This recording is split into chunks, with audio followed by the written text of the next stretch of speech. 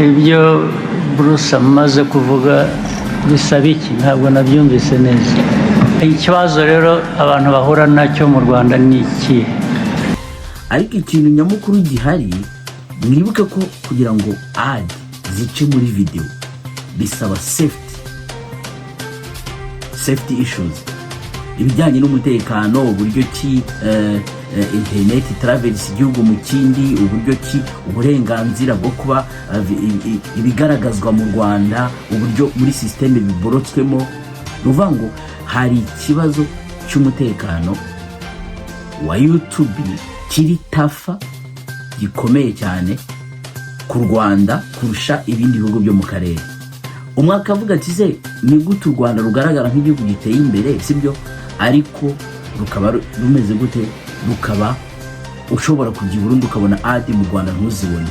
Ikibazo ugomba guhita utekereza aho ngaho ntabwo ari ikibazo cy'u Rwanda abarundi baba baturusha wenda base ya viewers kuri YouTube, biranashoboka nabyo. turebe ads byinjiriza aba creators bo mu Rwanda. Umuntu hano mu Rwanda the main issue inakomeye hano inateye like na minister nawe yagombaga gusobanura nuko hano mu Rwanda nta publicity nimwe ishobora kuhagaragara, ariko washyiramo VPN yivaco internet protocol ibintu nk'ibyo gishobora kukwimura nyine private network protocol. Iyo yishyize mu kilocating i Burundi, Burundi si turi inyuma se, si turi mu bihugu twese twavuga ko tukizamuka. I Burundi ads urazibona. Ibibazo bya YouTube monetization, uburyo Rwanda abantu bavuga bati se kuki tutabona ama ad, bakavuga bati i Burundi ad urazibona, nyine ugasanga n'abantu bose uburyo bari gusobanura ikibazo ni ikibazo basa naho batanacyumva, kubera yuko ibyo wagira byose, ibikorwa remezo waba ufite byose uko byaba bingana kose, hari ikintu cy'ingenzi kigenderwaho kugira ngo igihugu kibone ad. Bamwe bati yuko uhinduye location ukajya i Burundi ukajya Kenya ubona izo ad muri video yawe, ariko kugira ngo igihugu ukwanze u Rwanda ntabwo ruri excluded mu bihugu bigomba kubona monetization. Oya, ibyo ntibirimo. Ibihugu byinshi ntabwo biba biri excluded muri iyo category, ariko kubera ikibazo gikomeye cyane cy'amakampani aba ari interested muri Afrika, ni ukuvuga ngo amakampani ari interested kuba ikibazo kireka tuvuge ku Rwanda twe kuzana ikindi gihugu, bivuze yuko kubera amakampani makeya yifuza kwamamaza ku isoko ry'u Rwanda, ubuke bwayo volume ntoya y'amakampani yifuza kwamamaza ku isoko ry'u Rwanda, nicyo kintu nyamukuru gituma hataba ad mu ma videos yo mu Rwanda. Kuko u Rwanda nta kibazo rufite, infrastructure rurazifite zihagije, ibikorwa remezo birahari bihagije. Urumva hari uwo numvise avuga ngo iyo widepurashije ukajya i Burundi ngo ad ziraza.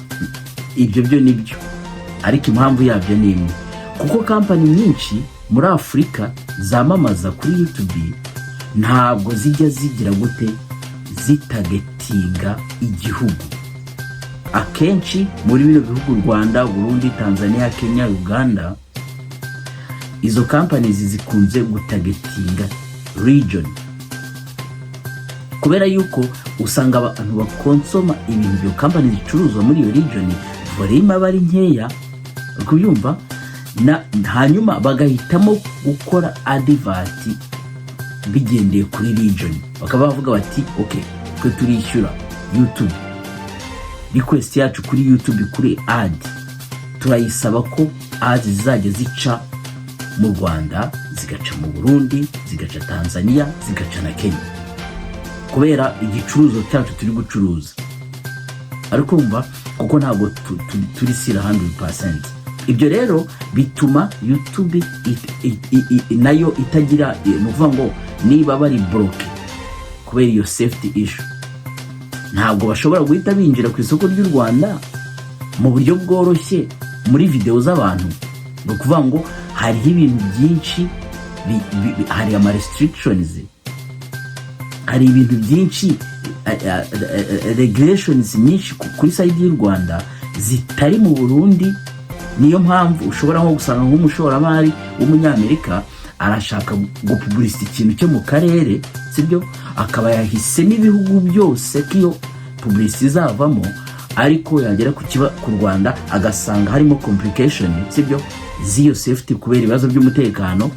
Rumva n'uburyo inzego z'umutekano ziba zarashyizeho security mu bijyanye na social media, mu bijyanye n'ikoreshwa rya internet, bijyanye no accessinga internet y'u Rwanda, mu bijyanye no kuba umuntu yagaragaza ibintu ku isoko ry'u Rwanda. Nuvuga ngo amategeko arafunze, arakomeye cyane. Urabyumvise noneho ko niba muri Africa demand ari nkeya kuri YouTube y'abantu bakeneye kwamamaza, ariko noneho bikaba akarusho ku Rwanda, sibyo, ni ukuvuga ngo isoko ryo mu Rwanda ni rimwe mu masoko ari complicated.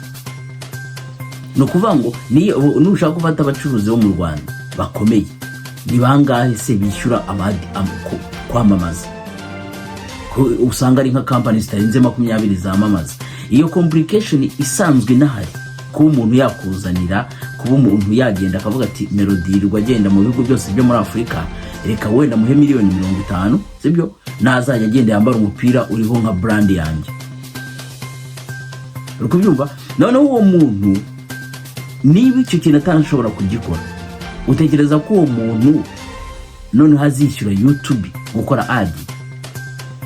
No kuvuga ngo icyo kibazo cya domande ntoya mu gihugu ya company zikeneye kwamamaza ku isoko ry'u Rwanda, ndetse na company nkeya ziri mu Rwanda zishaka kwamamaza kuri YouTube, sibyo, kiboroka ibintu byose.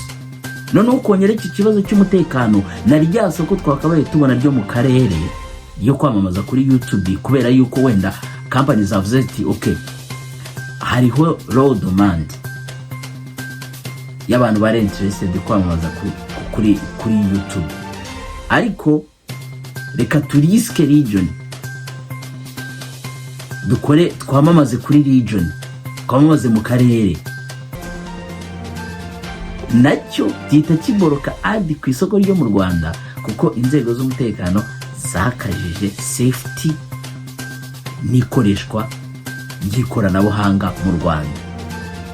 Noneho uko koroshye kw'ibindi bihugu gutuma biba groupe bishyirwa hamwe mu karere, none izo ad zigacamo.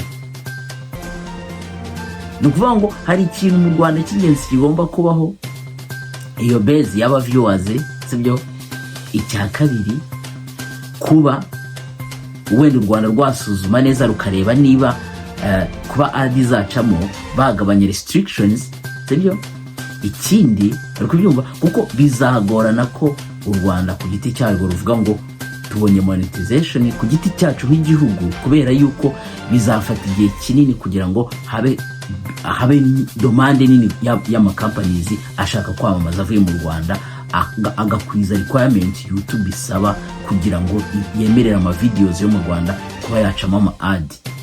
Nuvuga ngo byose bituruka ku isoko YouTube ibonye by'abantu bakeneye kwamamaza ku isoko ry'u Rwanda. Icyo kintu kitaraba, tuzisanga yuko uburyo busigaye bushoboka nuko twashyirwa hamwe n'ibindi bihugu byo mu karere. Ama companies menshi abikora muri ubwo buryo. Numvishe wenda babisobanuye, okay, ni nk'ibyo kongeraho, ariko numvishe hari umunyamakuru wibaza ngo iyo wimukiye Burundi ngo ubona ad. I Burundi biroroshye cyane, si uko baturusha ibyo bintu byose, ahubwo nuko nabo bashyirwa mu karere bakabasha kugira access kuri izo ad, kubera izo safety issue, kubera izo requirements zitari too much restricted, sibyo, bikorohereza ko ama ad aca muri izo video zabo. Murakoze.